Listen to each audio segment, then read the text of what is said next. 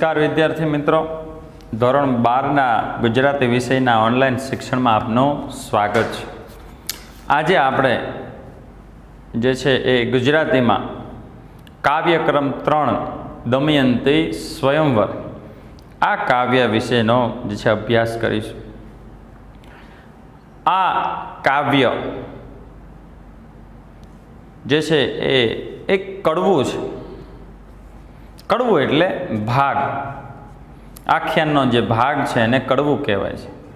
તો આપણે દમયંતી સ્વયંવર કાવ્યનો અભ્યાસ કરીશું। સર્જક પ્રેમાનંદ છે અને સાહિત્ય પ્રકાર આખ્યાન અંશ અથવા આખ્યાન ખંડ એમ તમે કહી શકો। પણ આ કાવ્યની શરૂઆત કરતા પહેલા આપણે સર્જકનો પરિચય લઈએ। પ્રેમાનંદ કોણ જે છે એ ન ઓળખતું હોય, જેમને કવિ શિરોમણીનું બિરુદ મળેલ, તો મધ્યકાળના બહુ જે છે મોટા ગજાના સર્જક કવિ પ્રેમાનંદની જે છે આપણે વાત કરીએ તો પ્રેમાનંદનો જે છે એ જન્મ વડોદરામાં થયો હતો। રામાયણ, મહાભારત, પૌરાણિક ગ્રંથો આ બધામાંથી એવો જે છે કોઈ પાત્ર, કોઈ વિષય જે છે પસંદ કરી અને એના ઉપર આખ્યાન લખે છે। આપણને એમ થાય કે આખ્યાન એટલે શું? તો મધ્યકાલીન યુગમાં આખ્યાન ખૂબ લોકપ્રિય હતું। આપણે ધોરણ 11માં વાત કરી હતી કે આખ્યાનની શરૂઆત ગુજરાતી ભાષામાં કવિ ભાલણે કરેલી। કવિ ભાલણને આખ્યાનના પિતા કહેવામાં આવે છે। જો કાવ્યની વાત કરીએ તો કાવ્યની અંદર દીર્ઘતાની દ્રષ્ટિએ આપણે ગણીએ તો આપણે બીજા નંબરે આખ્યાન આવે છે। પ્રથમ ક્રમમાં મહાકાવ્ય આવે છે, ત્યારબાદ જે છે આખ્યાન આવે છે, પછી ખંડકાવ્ય છે, ગરબા છે, ગઝલો છે, પદ છે, ગીત છે, રાસ છે, તો ઘણા બધા જે સાહિત્ય પ્રકારો છે એ બધા આવશે। તો આખ્યાન એક મોટું જે છે એ કાવ્ય સ્વરૂપ છે। કોઈના આખા જીવનની જે છે એ કથા એમાં આપણને જોવા મળે છે। તો બહુ ઉત્તમ આખ્યાનકાર, આપણે જાણીએ છીએ કે આખ્યાનના પિતા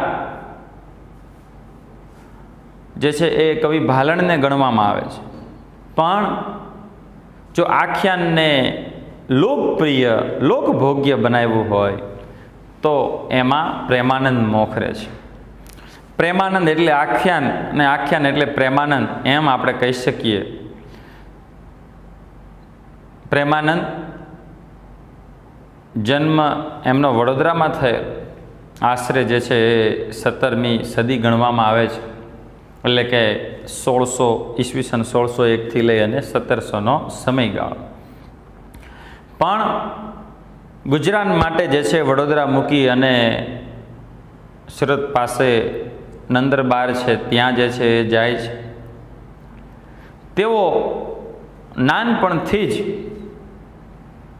પૌરાણિક જે કથાઓ છે એના રસિક હતા। આ કથાઓને પોતે આખ્યાન સ્વરૂપે જે છે રચતા હતા। એમને ઘણા બધા આખ્યાનો લખ્યા છે। તેઓ જે છે એ ગામડે ગામડે જતા અને આખ્યાન જે છે ગાયન, પઠન અને નર્તન દ્વારા જન મનોરંજનનું કામ કરતા। રોજ રાત્રે, પહેલાંના સમયમાં તો આપણે જાણીએ છીએ કે અત્યારે જેમ આપણે બાગ બગીચા, સિનેમા, નાટ્યગૃહો, ટીવી, મોબાઈલ, કેટલું બધું મનોરંજનનું સાધન છે।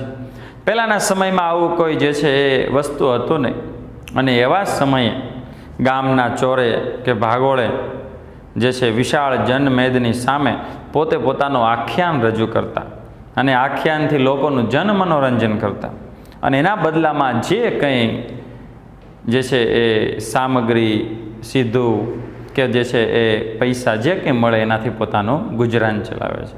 આવા બે સર્જક, એક જે છે એ શામળ છે કે જેમની પદ્ય વાર્તાઓ ખૂબ વખણાય છે, અને બીજા પ્રેમાનંદ જેમના આખ્યાનો ખૂબ લોકપ્રિય છે. ગામડે ગામડે જાય, રાત્રે જે છે એ જન મનોરંજન કરે, પોતાનું આખ્યાન ગાતા જાય, એ સમજાવતા જાય, અભિનય કરતા જાય, એક મોટી માણ રાખતા અને આંગળીઓમાં વેઢ એટલે વીંટીઓ પહેરતા, અને એ વીંટીના જે છે એ તાલે એ માણ વગાડતા, અને એ માણના તાલે જે છે તેઓ આખ્યાન ગાતા. આથી લોકો એમને માણ ભટ્ટના નામથી પણ ઓળખે છે.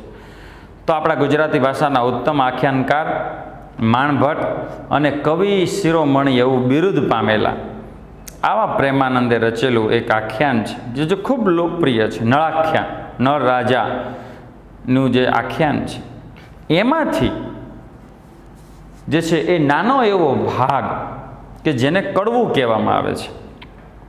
આખ્યાન અલગ અલગ જે છે એ ખંડોમાં વિભાજિત હોય છે. જેમ મહાકાવ્ય છે એ અલગ અલગ ખંડોમાં વિભાજિત હોય છે, એને સર્ગ કહેવાય છે. એમ આખ્યાન છે અલગ અલગ જે છે એ ભાગમાં વહેંચાયેલું હોય છે. દરેક ભાગને જે છે એ કડવું કહેવામાં આવે છે. તો આપણે અહીં જે છે એ દમયંતી સ્વયંવર, નળ રાજા જેને ચાહે છે એ દમયંતીનો સ્વયંવર રચાય છે, અને એ સ્વયંવરમાં નળ રાજા પહોંચે છે. ત્યારથી આ આખ્યાનની, અથવા જે છે આપણે કહીશું કે આખ્યાનમાં આ કડવાની શરૂઆત છે. અને એટલા માટે આ કડવામાં દમયંતીના સ્વયંવરની વાત કરવામાં આવી છે, અને એટલા જ માટે આ ઘટના ઉપર આધારિત દમયંતી સ્વયંવર એવું શીર્ષક આ કાવ્યને આપવામાં આવ્યું છે.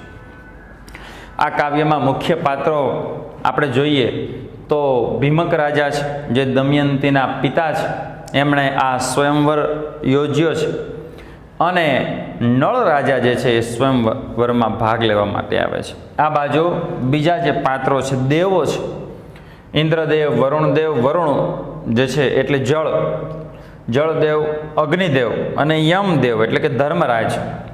તો આ 4 દેવો પણ જે છે એ આ સ્વયંવરમાં પહોંચે છે. તો આપણે જોઈએ કે જે છે એ આ સ્વયંવર તમે શબ્દ જુઓ, પહેલાંના સમયમાં સ્ત્રીઓને જે છે એ જે હક હતો કે જે પોતાના પતિની પસંદગી કરી શકે, તો એ પોતે સ્વયં જે છે એ પોતાનો પતિ વર જે છે પસંદ કરે, અને એટલા માટે જે મેળાવડો યોજાય એને જે છે એ સ્વયંવર કહેવામાં આવે છે. તો દમયંતીનો સ્વયંવર ભીમક રાજાએ યોજ્યો છે, અને એ સ્વયંવરમાં જે છે દમયંતી સભા મંડપમાં આવે છે, ત્યારથી આ જે છે એ કાવ્યની શરૂઆત છે. તો ચાલો આપણે આ કાવ્યની શરૂઆત કરીએ. આ કાવ્યની અંદર જે છે એ મધ્યકાલીન ગુજરાતી ભાષા કેવી હતી એ પણ આપણને જોવા મળશે. સાથે સાથે પ્રેમાનંદની જે ભાષા છે એમાં જે તાલ છે, જે ભાષા વૈવિધ્ય છે, જે રસ નિરૂપણ છે, જે વિવિધ અલંકારોનું પ્રયોજન છે, આ બધું જ આપણી આંખે ઉડીને વળગે એવું છે. તો મધ્યકાલીન યુગની ગુજરાતી ભાષાનો પણ આપણે પરિચય લઈએ, એના અલગ અલગ શબ્દો, અને સાથે સાથે જે આ વાર્તા છે એ આગળ વધે છે, તો એનો પણ પરિચય લઈએ. તો દમયંતી પોતે વરમાળા લઈ અને સભા મંડપમાં આવે છે. એ મનોમન નળ રાજાને ચાહે છે. નળ રાજા પણ દમયંતીને પરણવાની ઈચ્છાથી આ સભા મંડપમાં આવે છે, અને દમયંતી પોતે હાર લઈ અને નળ રાજા તરફ આગળ વધે છે. પણ નારદ મુનિએ દેવોને પણ ભરમાવ્યા છે. દેવોને પણ દમયંતીના રૂપગુણના વખાણ કરી અને એમને પરણવા માટે જે છે એ મોકલેલા છે. એટલે એ પણ આ સભા મંડપમાં દેવો પણ આવ્યા છે, અને એ પણ ઈચ્છે છે કે દમયંતી પોતાને વરમાળા પહેરાવે. તો ત્યાંથી જે છે એ આખા કાવ્યની શરૂઆત છે. આપણે જે છે એ પ્રથમ બે કાવ્ય પંક્તિ જોઈશું. મન ઈચ્છા નૈષદ રાય તણી, કન્યા ગઈ નળ રાય ભણી. જુઓ તમે પ્રાસ, મન ઈચ્છા નૈષદ રાય તણી, કન્યા ગઈ નળ રાય ભણી. તણી અને ભણીનો પ્રાસ મળે છે. શબ્દાનુપ્રાસ અલંકાર આપણે કહીશું. જે છે એ આમ તો બે કાવ્ય પંક્તિ ગણીએ તો આપણે એને અંત્યાનુપ્રાસ અલંકાર પણ કહી શકીએ. મન ઈચ્છા નૈષદ રાય તણી. રાય એટલે રાજા, નૈષદ રાય નળ રાજા. નૈષદ જે છે પ્રદેશના રાજા છે, એટલે નળ રાજા માટે આ શબ્દ પ્રયોગ વાપરવામાં આવ્યો છે, નૈષદ રાય. તણી, તણી એ જે છે એ નોની નાનું એક સ્વરૂપ છે. નોની નાનોની જગ્યાએ તણી, તણો, તણું એ પ્રકારના શબ્દો વપરાય છે, જે મધ્યકાલીન ગુજરાતી ભાષા હતી. એનો આપણને પરિચય ખાસ આ કાવ્યમાં થશે. તો મનમાં ઈચ્છા લઈ કે નૈષદ રાય એટલે કે નળ રાજાને પરણવું છે એવી ઈચ્છા સાથે દમયંતી ગઈ કઈ બાજુ? નળ રાય ભણી. ભણી એ પણ તળપદો શબ્દ છે, એનો અર્થ છે તરફ. તો નળ રાજા તરફ એ હાર લઈને પ્રયાણ કરે છે. જુએ તો ઊભા છે નળ પંચ, કન્યા કહે આ તો ખોટા સંચ. જુએ, પોતે જુએ છે તો એની સામે 5 નળ રાજા ઊભા છે. નળ પંચ, 5 જે છે નળ રાજા ઊભા છે. કન્યા કહે આ તો ખોટા સંચ. સંચ એટલે ષડયંત્ર. આ તો કંઈક ષડયંત્ર છે, આ તો ખોટું છે. 5 નળ રાજા ક્યારેય હોઈ શકે નહીં. પણ એની નજર સામે તો 5 નળ રાજા દેખાય છે. મનોમન મૂંઝાય છે કે આમાંથી કયા નળ રાજા સાચા હશે? આ શું છે? મને કેમ આવું દેખાય છે? 5 નળ રાજા. પણ હકીકત તો એ છે કે નારદ મુનિની વાત સાંભળી અને દમયંતીને પરણવા માટે ઇન્દ્રદેવ, વરુણદેવ, અગ્નિદેવ અને યમદેવ પોતે જે છે આ સભા મંડપમાં મનુષ્યનું રૂપ લઈને આવ્યા છે.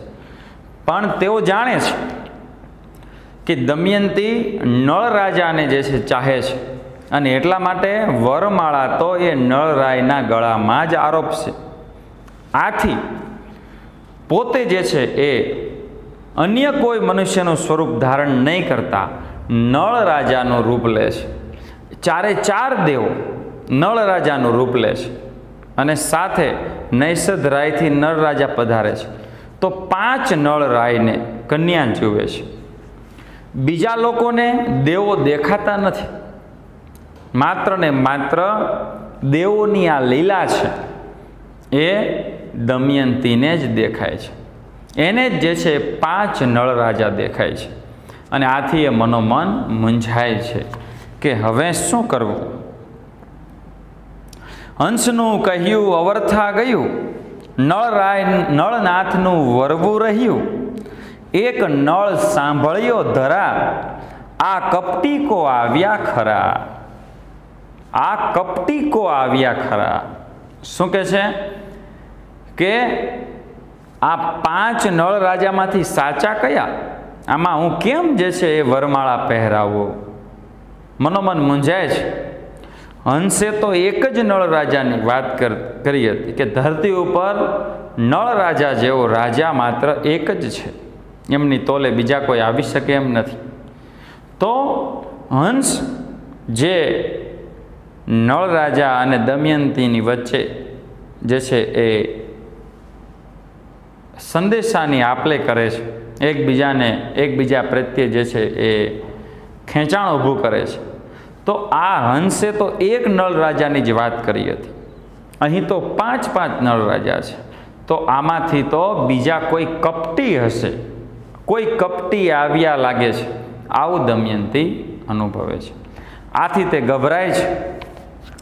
અહીં આગળ કહ્યું છે 5 નળ ચેષ્ટા કરે, લાવ હાર કંઠ આગળ ધરે, તવ દમયંતી થઈ ગાભરી, વિપરીત દેખી પાછી ફરી. પાંચે પાંચ નળ રાજા ચેષ્ટા કરે છે. ચેષ્ટા એટલે હાવભાવ, ઈશારો, વર્તન કરવા કે લાવ હાર, મને હાર પહેરાવો એમ કહી કંઠ આગળ ધરે છે. કંઠ એટલે ગળું, અહીં ડોકું નમાવે છે કે મને હાર પહેરાવો એમ પાંચે પાંચ નળ રાજા કહી રહ્યા છે. અને આથી દમયંતી થઈ ગાભરી, ગભરાઈ જાય છે અને દોડીને જે છે એ પિતા પાસે જાય છે. આ વાત પિતાને કહેવા માટે જાય છે કે આમાંથી કઈ રીતે હું જે છે બહાર નીકળું. એટલા માટે વિપરીત પરિસ્થિતિને જોઈ, વિપરીત એટલે પ્રતિકૂળ, પોતાના ધાર્યા કરતાં જે છે એ મુશ્કેલ રૂપ સમય હોય એને આપણે પ્રતિકૂળ કહીએ છીએ, વિપરીત કહીએ છીએ. જાય અને પિતા પાસે જાય છે, એમની પાસેથી જે છે એ પોતાની મૂંઝવણ છે એનો માર્ગ પૂછે છે. આવી જહાં પિતા ભીમક, અરે તાતજી જુઓ કૌતક.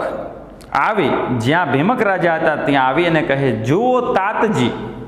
કૌતક, કૌતક એટલે કુતૂહલ, નવાઈ. આ એક નવાઈ જુઓ. શું? હું એક નળને આરોપું હાર. દમયંતી પોતાના પિતાને કહે છે કે હું જેવી એક નળ રાજાને હાર પહેરાવા ગઈ ત્યાં તો મને 5 નળ રાજા દેખાયા. શું કે છે?